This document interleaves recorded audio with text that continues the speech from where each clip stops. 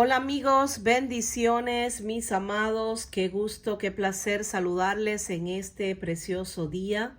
Gracias nuevamente por estar acá, gracias por conectarte a tu canal de YouTube Tesoro del Cielo. Hoy continuamos con el estudio bíblico del Salmo 50, así que si ya te conectaste, te insto a que busques tu Biblia, tu libreta de notas, porque este estudio va a comenzar. Vamos a levantar una oración a nuestro Padre Celestial pidiéndole que tome control de este tiempo. Padre eterno, Dios de amor, maravilloso Señor Jesucristo, te damos gloria, honra y honor solo a ti, porque a ti te pertenece, Padre. En esta hora, precioso Señor, te pedimos una vez más que te glorifiques con poder en esta tu palabra, palabra viva y eficaz que no regresa vacía, sino que es enviada para todo lo que tú ordenas. Te pedimos una vez más, Dios mío, que pases carbón encendido por mis labios para que esta tu palabra, Dios mío, pueda llegar a las naciones, pueda impactar todas las vidas de aquellos que me escuchan en esta hora. Oh Padre, yo quiero menguar para que crezcas tú, que seas tú fluyendo a través de mí. Yo me quito, Señor, para que seas tú, precioso Espíritu, enseñándonos tu palabra que es lámpara a nuestros pies, lumbrera a nuestro camino. Gracias te damos, Señor. Sabemos que todo lo que te pidamos, creyendo que lo vamos a recibir, nos será dado. Nosotros te creemos a ti, precioso Señor Jesucristo. Nosotros confiamos en ti. Gracias por tu amor, por tu fidelidad. Gracias por tu gracia y por darnos este privilegio de poder compartir tu palabra con todos aquellos que la escuchan, pero no solamente por aquellos que la escuchen, sino también por todos los que no solamente van a escucharla, sino a atesorarla en su corazón para ponerla por obra. Te damos gracias en este hermoso día por tu Hijo precioso Jesucristo. En el nombre de Jesús. Amén y amén. El Salmo 50 lleva por título Dios es un juez justo. Aleluya. Qué tremenda enseñanza vamos a recibir hoy de parte de Dios. El Salmo 50 es un salmo de Asaf, tal como dice aquí en el subtítulo. Es un salmo o himno que escribió Asaf, un gran cantor y músico de la era de David y Salomón, según describe el libro de Primera de Crónicas 15:17. Este libro dice lo siguiente: Asimismo dijo David a los principales de los levitas que designasen de sus hermanos a cantores con instrumentos de música, con salterios, arpas y címbalos, que resonasen y alzasen la voz con alegría.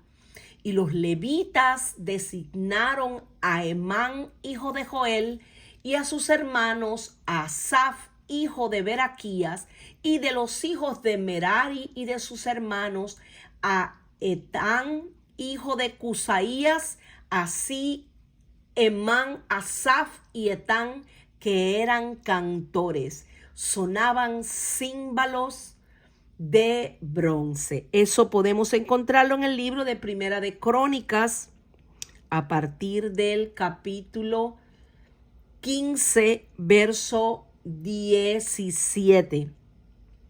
También este libro en el verso 16 dice lo siguiente: y puso delante del arca de Jehová ministros de los levitas para que recordasen y confesasen y loasen a Jehová Dios de Israel.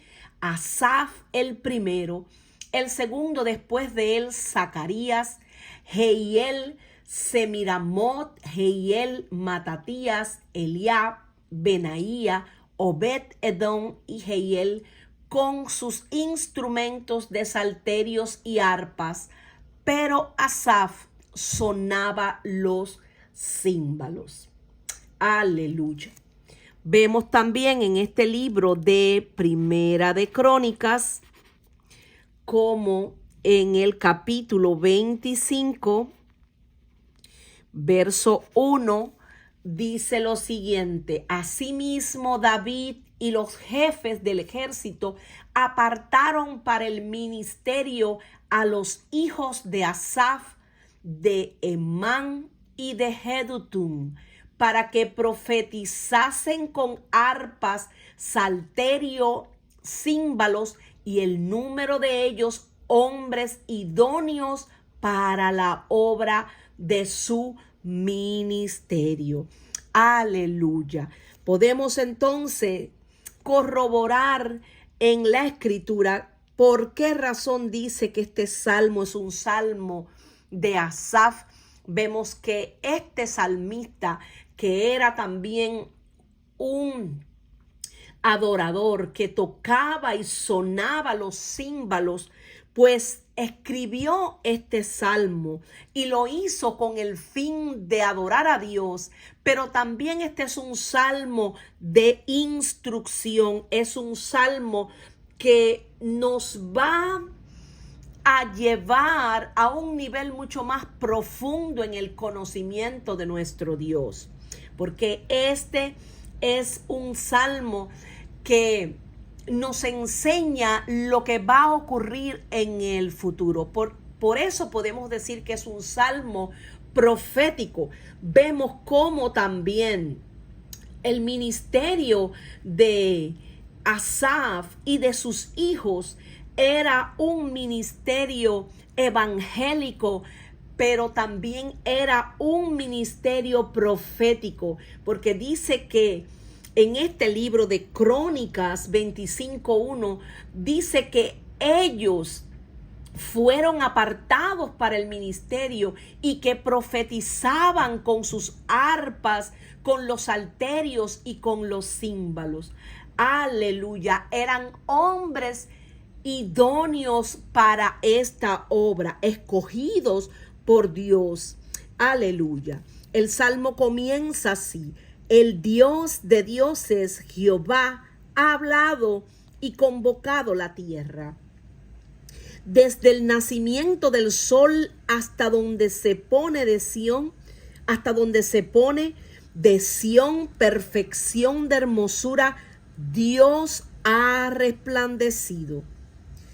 Aleluya. Vendrá nuestro Dios y no callará. Fuego consumirá delante de él y tempestad poderosa le rodeará. Vamos a resaltar esta primera parte, estos primeros 3 versos, para comenzar ya a hacer pues el análisis pues mucho más profundo de esta porción de la escritura. La primera regla de hermenéutica bíblica expresa que la escritura interpreta la escritura. Cuando se le llama a Dios, Dios de dioses, como podemos ver aquí, esto no significa que existe una pluralidad de dioses reales, sino que virtualmente se contrasta al único Dios real con los dioses falsos. Es por esta razón que el apóstol Pablo dice en el libro de Primera de Corintios, se los voy a dejar por acá para que después lo busquen, en el libro de Corintios 8, 4 al 6, dice que un ídolo nada es en el mundo y que no hay más que un Dios. Aleluya. Y continúa diciendo que aunque algunos se llamen dioses, para nosotros solo hay un Dios, un único Dios verdadero. Aleluya. En efecto, las personas pueden hacer un Dios de cualquier cosa, ya sea del trabajo, de los hombres, de los hijos, de la casa, del auto, del dinero, de objetos, de animales, incluso hasta de teorías como por ejemplo esa de la evolución. Pero Pablo reafirma y define mejor lo que quiere decir esta poderosa palabra. Y vemos también en el libro de Gálatas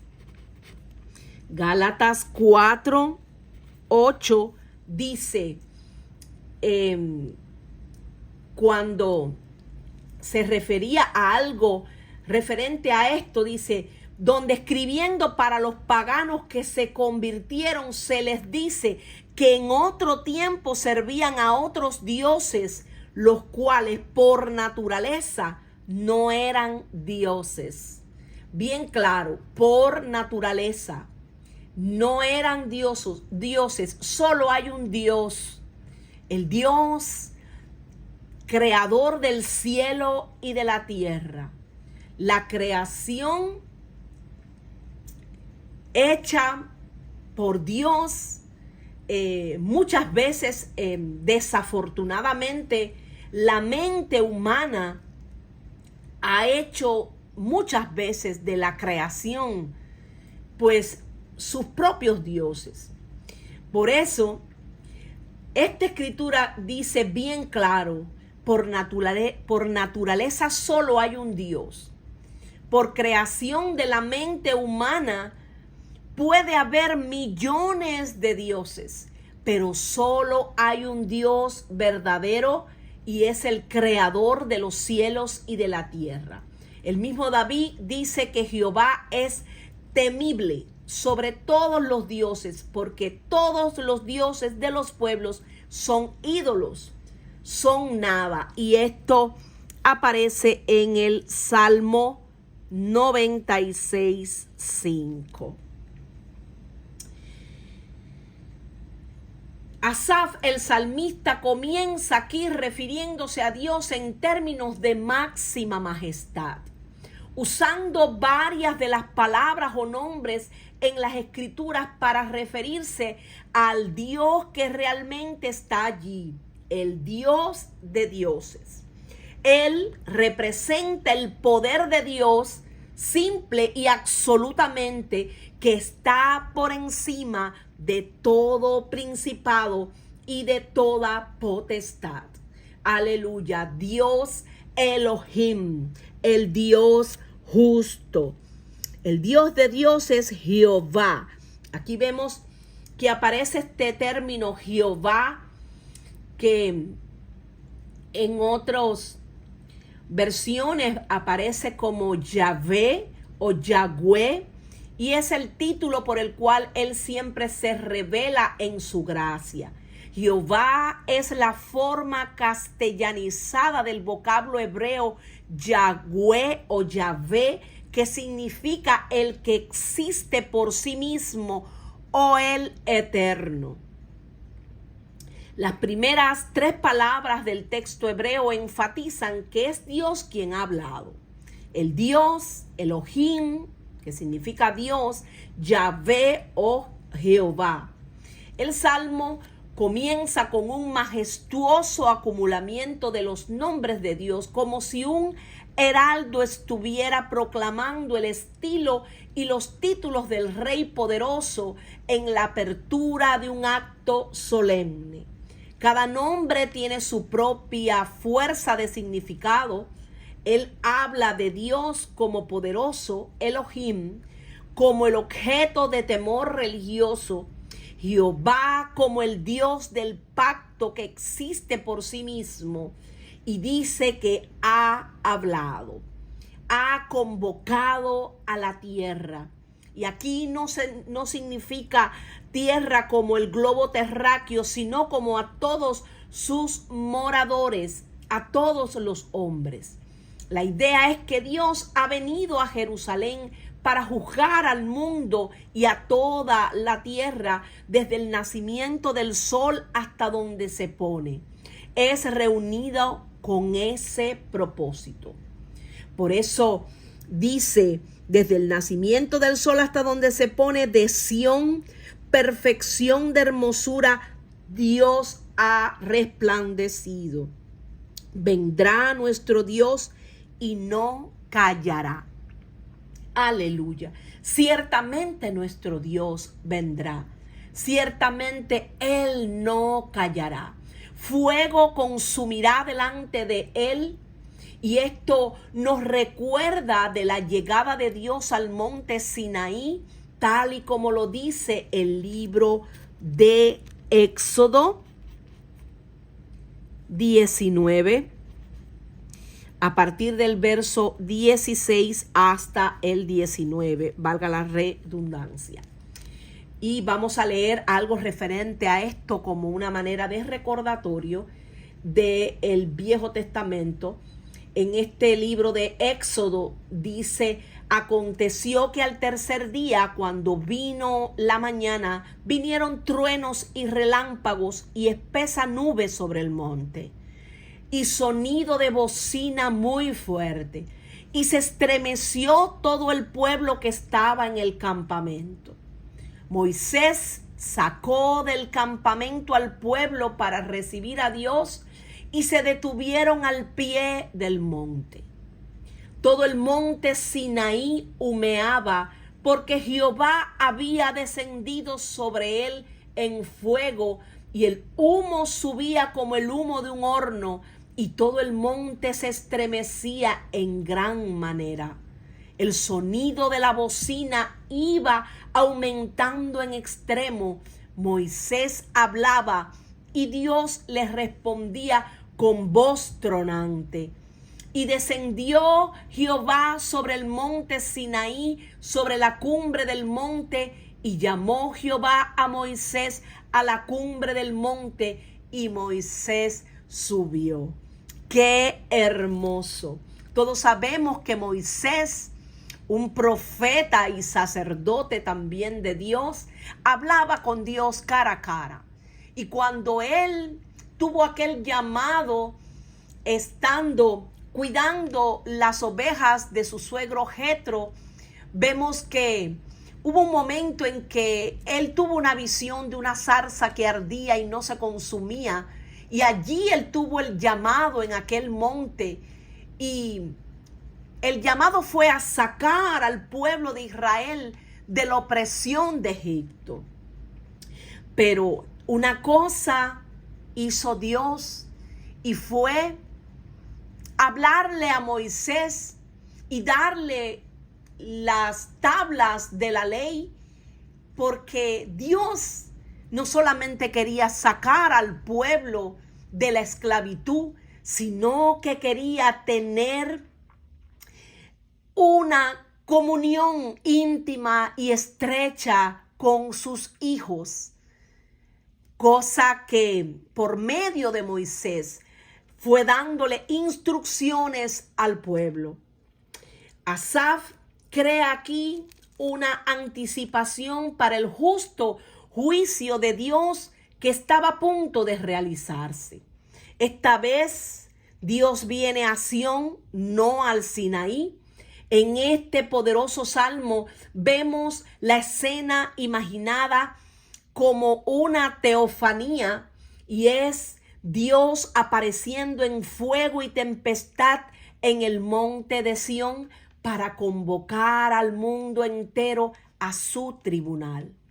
Pero si todos los ojos están puestos en él, sus ojos están puestos en Israel, la tierra santa donde caminó, donde hizo tantas maravillas y tantos milagros nuestro precioso Señor Jesucristo. Ciertamente el Rey de Reyes vino a este mundo y caminó entre nosotros. se hizo hombre y todos los que le hemos recibido sabemos que ciertamente Él murió, pero resucitó y ahora está sentado a la diestra del Padre, reinando con poder, y viene por nosotros que somos su pueblo. Por eso dice: vendrá nuestro Dios y no callará. Fuego consumirá delante de él y tempestad poderosa le rodeará. Convocará a los cielos de arriba y a la tierra para juzgar a su pueblo. Por eso, cuando leemos esta escritura, podemos analizar que ciertamente Dios, todo lo que ha prometido en su palabra, lo cumple y lo cumplirá, tal como lo dice. Por eso, cuando continuamos leyendo, dice: convocará a los cielos de arriba y a la tierra para juzgar a su pueblo. Juntadme, mis santos, los que hicieron conmigo pacto con sacrificio. Aquí es Dios hablando por medio del profeta. Y los cielos declararán su justicia, porque Dios es el juez. Ciertamente Dios es el juez de toda la tierra. Hay algo que llama poderosamente la atención, que dice que Dios vendrá para juzgar a su pueblo. Mientras Dios reunía a los cielos y a la tierra para su juicio, Él no comenzó entre las naciones. Dios comenzó su juicio entre su pueblo, sus santos, los escogidos, nosotros los escogidos, aquellos que hicimos con Él pacto con sacrificio. En este salmo, esto pudiera parecer una sorpresa, pero no debería serlo. Muchos siglos después, el apóstol Pedro describió el principio, porque es tiempo de que el juicio comience por la casa de Dios. Y si primero, mis amados, comienza por nosotros, ¿cuál será el fin de aquellos que no obedecen el evangelio de Dios? Esto aparece en Primera de Pedro 4:17. Juntadme, mis santos.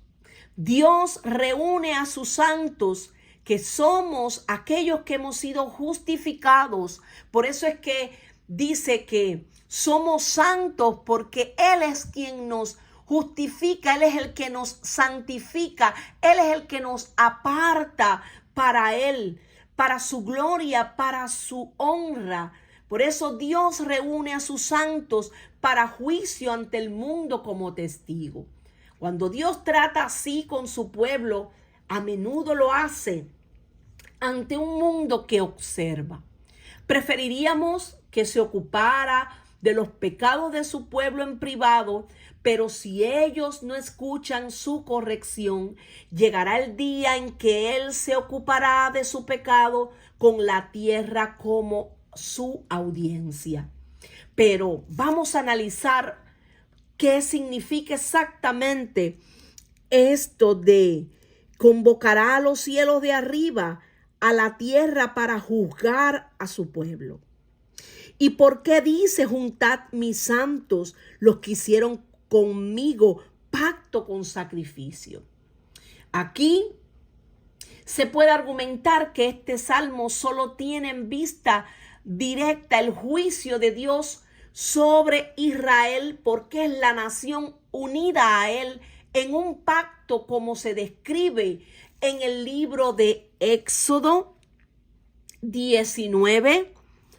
Éxodo 19, del verso 5 al 6. Y vamos a leer esta porción de la Escritura. Si ahora ustedes prestan oído a mi voz y cumplen mi pacto, vemos cómo Dios hace un pacto con su pueblo. Dice: serán mi tesoro especial. por encima de todos los pueblos, porque toda la tierra me pertenece. Ustedes serán para mí un reino de sacerdotes y un pueblo santo. Y envió jóvenes de los hijos de Israel, los cuales ofrecieron holocaustos y becerros como sacrificios de paz a Jehová. Y Moisés tomó la mitad de la sangre y la puso en tazones y esparció la otra mitad de la sangre sobre el altar. Y tomó el libro del pacto y lo leyó a oídos del pueblo, el cual dijo: haremos todas las cosas que Jehová ha dicho y obedeceremos. Entonces Moisés tomó la sangre y roció sobre el pueblo y dijo: he aquí la sangre del pacto que Jehová ha hecho con vosotros sobre todas estas cosas. Pero en aquellos días, dice la Escritura, después de aquella tribulación, el sol se oscurecerá, la luna no dará su resplandor, y las estrellas caerán del cielo, y las potencias que están en los cielos serán conmovidas. Entonces verán al Hijo del Hombre que vendrá en las nubes con gran poder y gloria, y entonces enviará a sus ángeles y juntará a sus escogidos de los cuatro vientos, desde el extremo de la tierra hasta el extremo del cielo. Vemos que anteriormente en el Viejo Testamento, pues los escogidos de Dios, el pueblo de Dios, el pueblo de Israel, ese pueblo ofrecían aquel tiempo por orden de Dios sacrificios de animales. Ellos hicieron un pacto con Dios, o mejor dicho, Dios con ellos, y aquel pacto era un pacto que en ese momento los sacrificios de los animales era una manera de limpiar de cierta forma del pecado a los hombres. Por eso los sacerdotes ofrecían holocausto en aquel momento. Sin embargo, vemos que actualmente en el nuevo pacto, ya nosotros los hijos de Dios, los cristianos, no tenemos que hacer este tipo de sacrificios.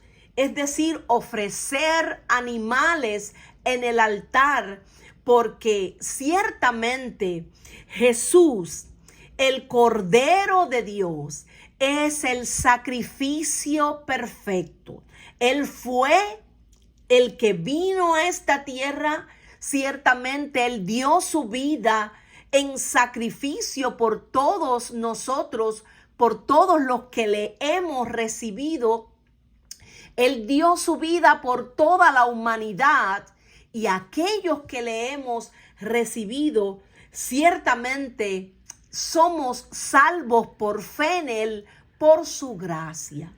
Ya nosotros no tenemos que hacer sacrificios de animales. Ahora ya el sacrificio perfecto lo hizo nuestro precioso Señor Jesucristo, dando su vida por nosotros. Aleluya. Por eso, cuando leemos esta escritura, nos damos cuenta que los creyentes no enfrentarán un juicio sobre su destino eterno. Han confiado en Jesús, nosotros confiamos en el Cristo de gloria, en su obra que ha hecho por nosotros, y sabemos que somos salvos por fe y gracia.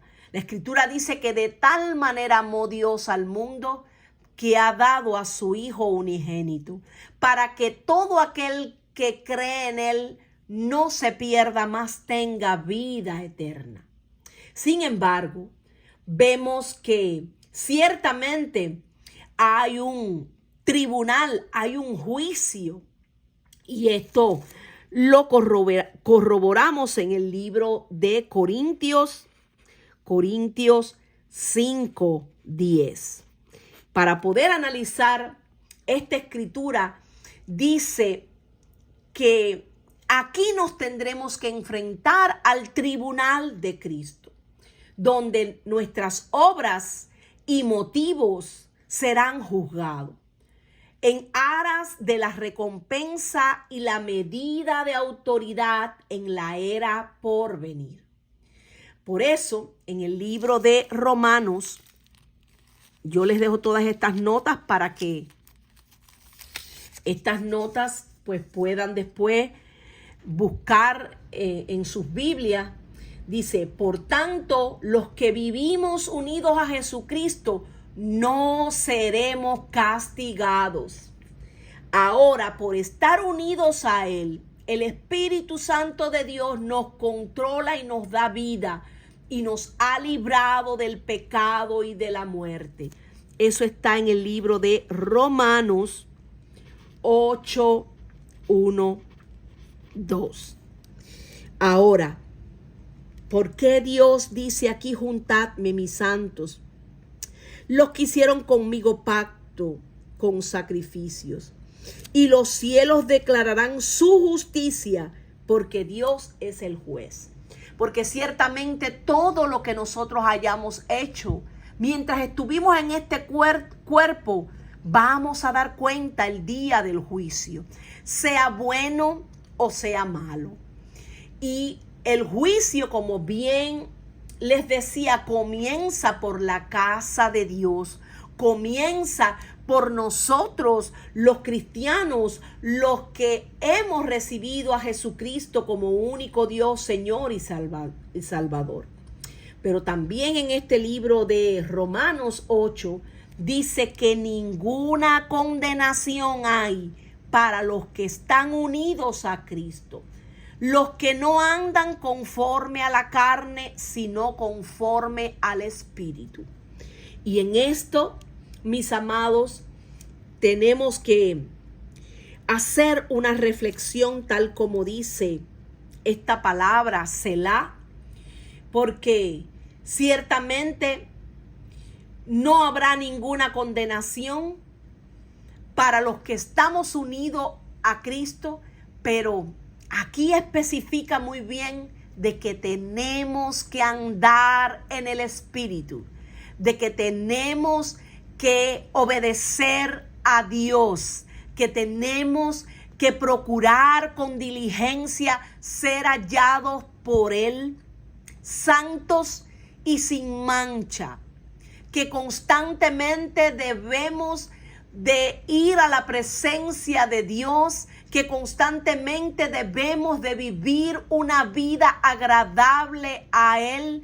Constantemente tenemos que tener una comunión, una amistad con el Espíritu de Dios, porque Dios viene por nosotros, por su pueblo, y Él viene por una iglesia santa, sin arruga y sin mancha.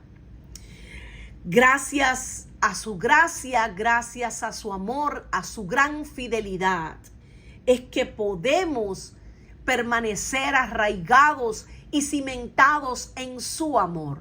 Porque dice la Escritura que separados de Jesucristo, nada podemos hacer. Por eso Jesús dijo, yo soy la vid verdadera, ustedes son los pámpanos, y separados de mí, nada podéis hacer. Todo aquel que se mantiene pegado a esa vid, que es Jesús, es el que lleva mucho fruto. Aleluya. Fruto digno de arrepentimiento. Aleluya. Ciertamente va a haber un tribunal que es llamado el tribunal de Cristo. Y esto lo podemos leer en el libro de Romanos 14, 10. ¿Qué dice este libro? Así tú, ¿por qué juzgas a tu hermano? ¿O tú también por qué menosprecias a tu hermano? Todos tendremos que comparecer ante el tribunal de Cristo. Escrito está, vivo yo, dice el Señor, que ante mí se doblará toda rodilla y toda lengua confesará a Dios. Así que cada uno de nosotros tendrá que rendir cuentas a Dios de sí mismo. Por tanto, no sigamos juzgándonos unos a otros, más bien propongámonos no poner tropiezo al hermano ni hacerlo caer. ¡Qué tremendo!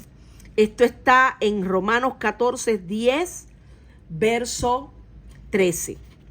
Y viene a mi mente pues este versículo que el apóstol Pablo le decía a Timoteo: aviva la llama del fuego del don de Dios que ha sido puesto en ti.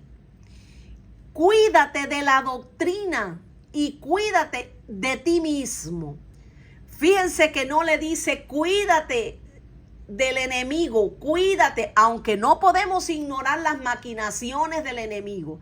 Nosotros tenemos cada día, mis amados, como hijos de Dios, que cuidar sobre todo la relación íntima y estrecha con nuestro Señor Jesucristo, cuidar esta salvación tan grande, cuidar cada día de permanecer en el amor de Dios, amando a Dios con toda nuestra alma, con toda nuestra mente, con todas nuestras fuerzas, y amando a nuestro prójimo como a nosotros mismos, porque ciertamente eso es el todo del hombre.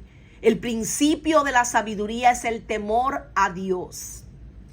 Por eso, más que todo tenemos que cuidarnos de nosotros mismos, porque la lucha que sostenemos es la lucha de la carne contra el espíritu, y dice la escritura que éstas se oponen entre sí. Por eso, cada día tenemos que procurar con diligencia presentarnos a Dios como obreros aprobados, que no tenemos nada de qué avergonzarnos, viviendo y andando en el espíritu. Solamente mediante la oración, porque por eso Jesús le dijo a sus discípulos: velad y orad para que no caigas en tentación. El espíritu a la verdad está dispuesto, pero la carne es débil. Es decir, que si hay algo que tú y yo, mi amado que me escuchas, debemos de buscar en todo tiempo y en todo momento, es tener una comunión íntima y estrecha con Dios. Es orar sin cesar, es escudriñar la palabra de Dios y ponerla por obra.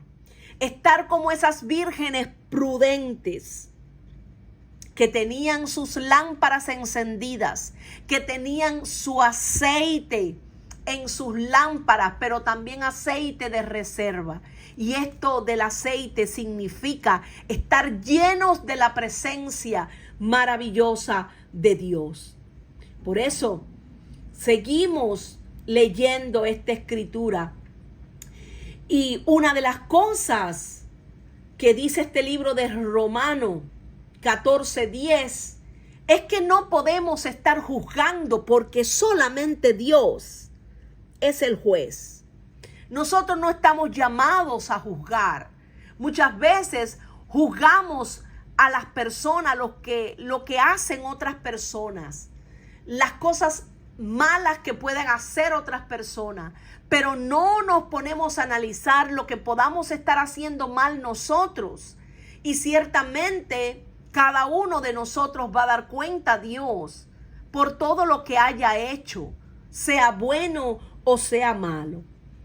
Y los cielos declararán su justicia, la justicia de Dios, porque Dios es el único juez.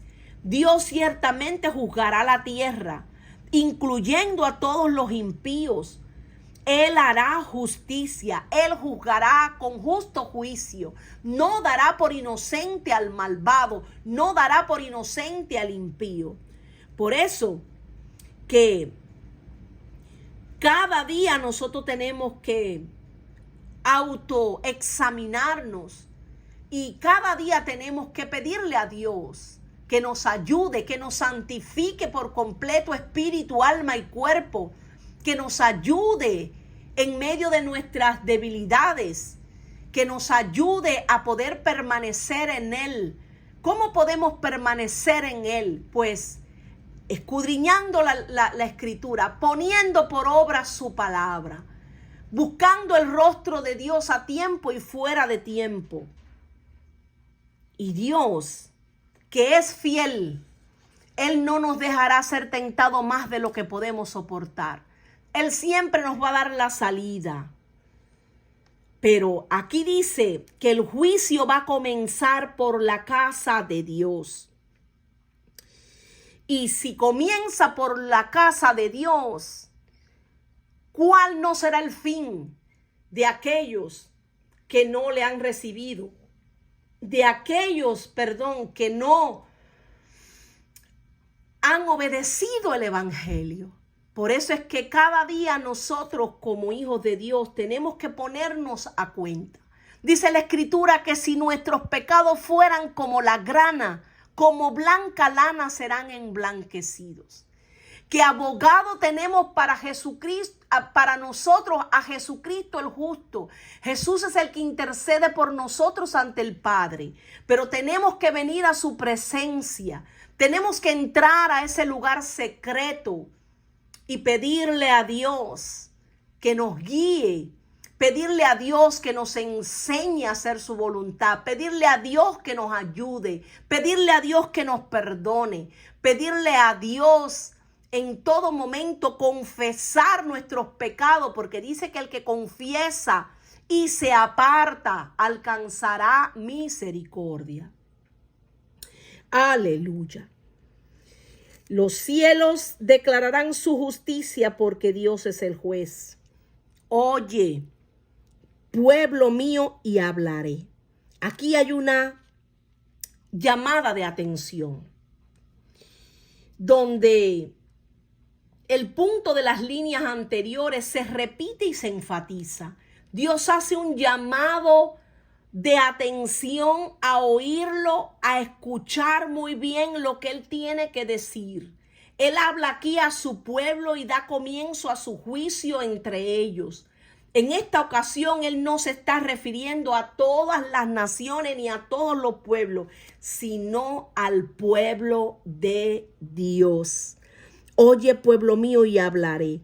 Escucha, dice aquí Israel, y testificaré contra ti. En esta escritura específicamente se está refiriendo a la nación de Israel, al pueblo de Israel. Pero todos sabemos que también su palabra nos habla a nosotros como pueblo también escogido de Dios. Porque aunque el pueblo de Israel, muchos de ellos, dice que no obedecieron, y por causa de esa desobediencia, de esa rebeldía, pues la salvación nos alcanzó a nosotros los gentiles. La salvación vino a nosotros. Por eso que Dios envió a su Hijo Jesucristo. Dios lo envía para salvar a toda la humanidad. La invitación está hecha para todos nosotros. Y gracias le damos al Señor por su amor y por su misericordia. Aquí dice, oye, pueblo mío, porque sabemos que el pueblo de Israel, nación santa, es un pueblo escogido de Dios. Aquí Él le dice, hablaré, escucha Israel y testificaré contra ti. Yo soy Dios, el Dios tuyo. No te reprenderé por tus sacrificios, ni por tus holocaustos que están continuamente delante de mí. No tomaré de tu casa becerros, ni machos cabríos de tus apriscos, porque mía es toda bestia del bosque y los millares de animales en los collados. La ley comenzó con: yo soy el Señor tu Dios, que te saqué de la tierra de Egipto. Y ahora la sección de su juicio comienza con el mismo recordatorio de su posición, privilegio y responsabilidad singulares. No es solo que Jehová es Dios, sino que es tu Dios, oh Israel. Y aquí el Señor habla a través del profeta y dice, no te reprenderé por tus sacrificios. Porque este pueblo estaba haciendo los sacrificios de animales que Dios le había mandado. Y eso estaba bien. Pero le dice, yo no te voy a reprender por tu sacrificio ni por tus holocaustos. Dios no los reprendió por ofrecer los sacrificios. Él les ordenó que lo hicieran. Sin embargo, Dios no estaba interesado en recibir más ofrendas de animales. Por eso le dice, no tomaré de tu casa becerros, ni machos cabríos de tus apriscos. Lo único que Dios demandaba y demanda es la obediencia, porque Dios quiere obediencia, no sacrificios. Dios habló y esto era una reprensión al ritualismo, a la repetición vacía de ceremonias religiosas. Dios habló primero de su ritualismo porque era bajo el ritualismo que excusaban el pecado descrito más adelante en el Salmo y se creían que estaban aprobados ante Dios. ¿Por qué a las primeras señales de su disgusto sus pensamientos vuelan a puntos de ritual y no de una relación? La práctica del sacrificio bajo el antiguo pacto podría fácilmente convertirse en un mero ritual y en una formalidad vacía. El que trae el sacrificio podría olvidar el principio de transferir el pecado a una víctima inocente, y como la sangre vital tenía que ser derramada en la muerte como sustituto, los sacrificios bajo la ley judía fueron designados por Dios, pero ahora que la gente comenzó a confiar en ellos, Dios los despreciaba. Lo que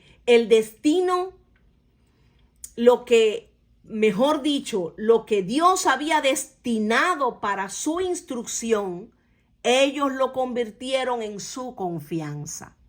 Es decir, que muchas veces pecaban y después ofrecían el sacrificio y pensaban, bueno, ya ofrecimos el sacrificio, ya estamos otra vez limpios. Y así, y seguían haciendo lo malo. Por eso, Dios los reprende en ese momento.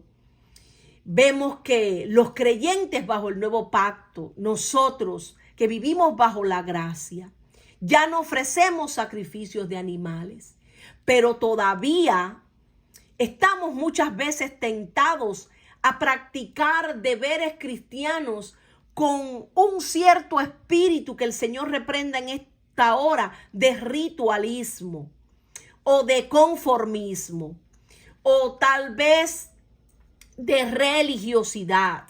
Reprendemos en esta hora toda obra de las tinieblas.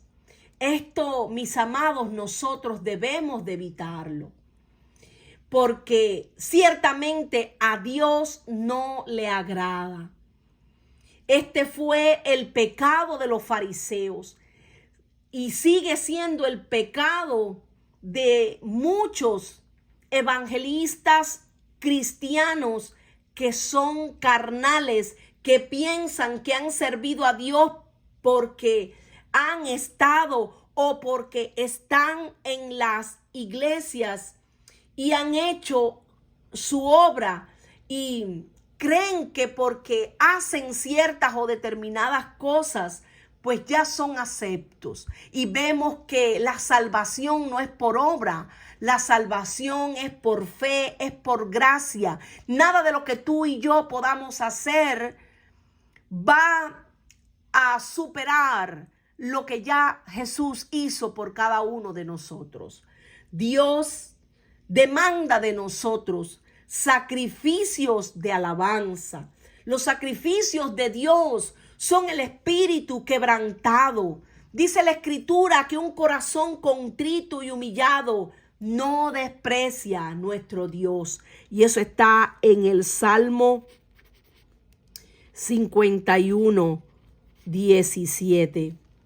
También en el libro de Hebreos 13, 16 dice: y de hacer el bien y de la ayuda mutua, no os olvidéis, porque de tales sacrificios se agrada Dios. Aquí en este salmo vemos que Dios mismo les dice a través del profeta: porque mía es toda bestia del bosque, los millares de animales de los collados. Con un poco de reflexión es fácil ver cómo el ritualismo no agrada a Dios. Él no necesita la carne de animales sacrificados.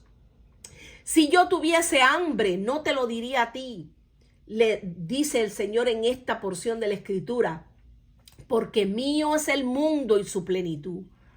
Cuando sacrificamos a Dios, no le damos algo que no tiene. Nuestro sacrificio es por nosotros y no por Él. El ritualismo derrota la obra del sacrificio a nuestro favor. Todos los sacrificios son de Dios antes de ser ofrecidos y no se vuelven más suyos al ser ofrecidos. Él no necesita ni puede participar del sustento material, porque los corazones de los hombres no son suyos sin su alegre y genuina entrega. ¿Qué es lo que demanda Dios de nosotros? Que le amemos con todo el corazón, que vengamos a su presencia con gratitud, que vengamos a su presencia con alabanza, que entremos por sus atrios con alabanza. El sacrificio de alabanza. Por eso la Escritura dice en 2 de Crónicas 7:14: si se humillare mi pueblo, sobre el cual mi nombre es invocado, y oraren, y buscaren mi rostro, y se convirtieren de sus malos caminos, entonces yo oiré desde los cielos, perdonaré sus pecados y sanaré la tierra. Dios demanda de nosotros, primero que todo, humillación. Primero que todo, que lo reconozcamos a Él, que vengamos a su presencia, reconociendo que Él es nuestro Dios, nuestro Señor, nuestro Salvador, reconociendo que Él es el único digno de alabanza, que Él es el único digno de adoración, reconociendo que sin Él nada somos y nada podemos hacer. De Jehová ciertamente es la tierra y su plenitud, el mundo y todos los que en él habitan. Y sabemos que todo lo que tenemos ha sido recibido de sus manos, porque de sus manos lo que tenemos es que le damos. De gracia recibimos, tenemos que dar de gracia. No pretender que porque ofrendemos, porque diezmemos, vamos a recibir más o vamos a lograr hacer que Dios haga cosas por nosotros. Si ya Dios nos dio a su Hijo unigénito, ¿cómo no nos dará todas las cosas? Ciertamente, Dios en este salmo lo que nos quiere decir es que si de veras queremos honrarlo, tenemos que traer ofrenda de gratitud, corregir la conducta. Entonces es que Dios obrará a nuestro favor. Por eso me gusta el libro de Juan. Cuando leemos ese libro de Juan 4:23, dice lo siguiente: mas la hora viene y ahora es, Cuando los verdaderos adoradores adorarán al Padre en espíritu y en verdad, porque también el Padre tales adoradores busca que le adoren.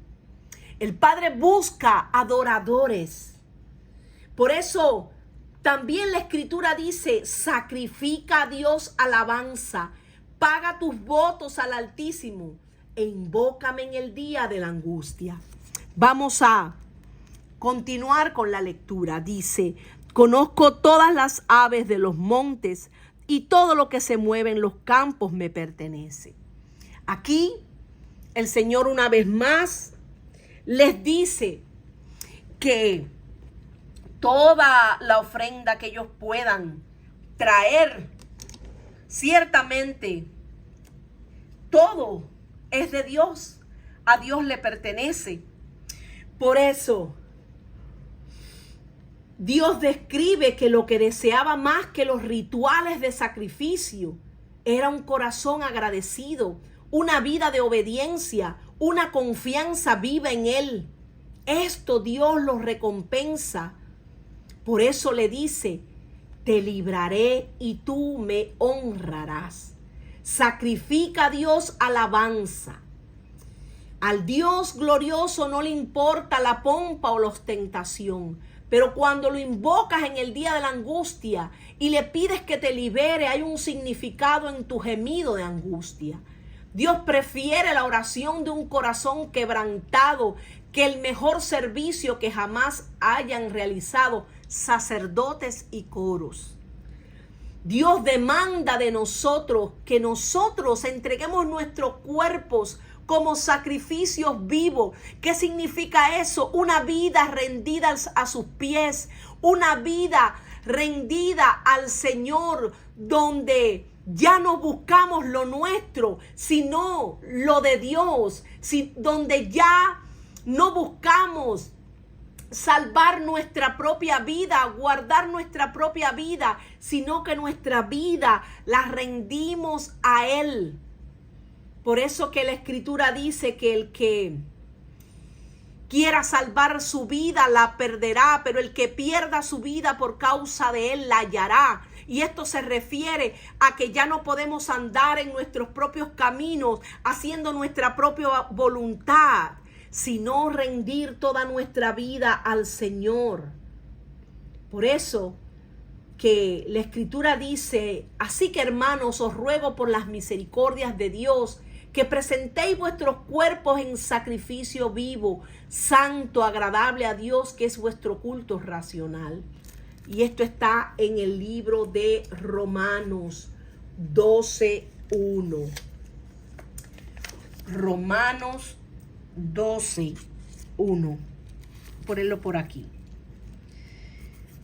Romanos 12:1. Por eso, hermanos míos, ya que Dios es tan bueno con ustedes, les ruego que dediquen toda su vida a servirle y a hacer todo lo que a Él le agrada.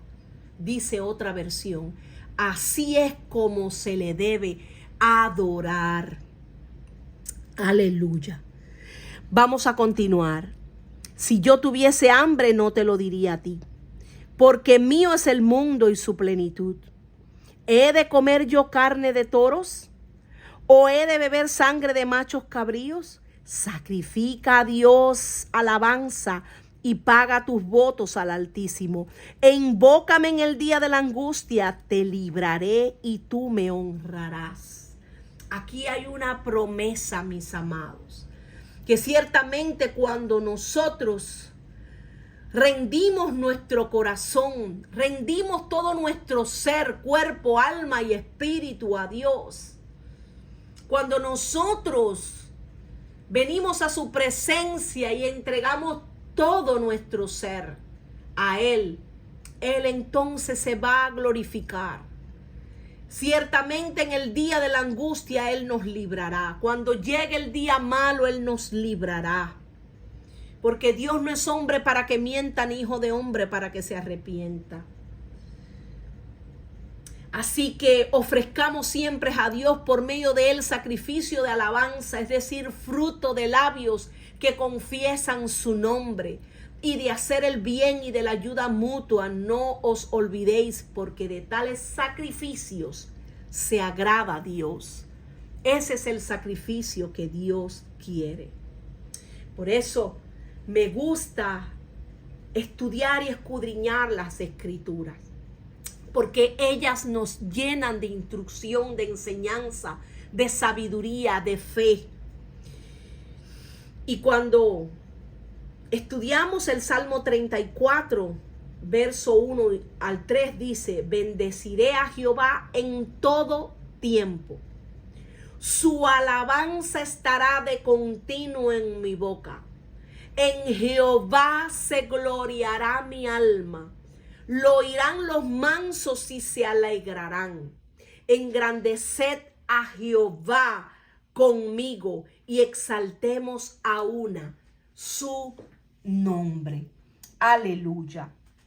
Qué poderoso. Bueno, mis amados, esto es todo por hoy. Vamos a dejarlo hasta aquí, hasta el verso número 15. En los próximos días estaremos estudiando el resto de los versículos. Espero que esta enseñanza les haya sido de gran bendición como lo ha sido para mí.